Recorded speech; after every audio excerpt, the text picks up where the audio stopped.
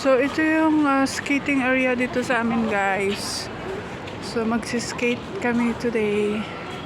Yung parang sa scooter. Ayan, may ganito. Pwede kang pwede kang tumakbo. Ayan, 240.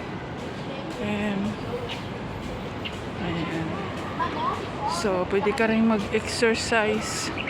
So, meron ding park dyan. Wow, mga 2 minutes lang to sa bahay, guys. Yes, so to. Ito yung area na favorite ni Sachi, guys.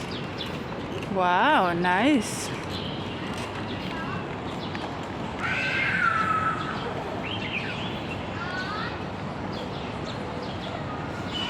Diba? Super nice. Nice, nice kayo.